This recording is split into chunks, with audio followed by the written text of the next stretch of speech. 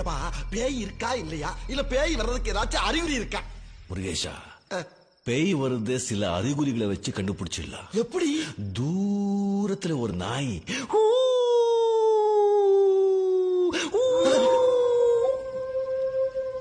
ஏப்பா நிஜமாலுமே இதே சவுண்ட் அங்க கேக்குதுப்பா. நான் கேட்டேனா? இல்ல.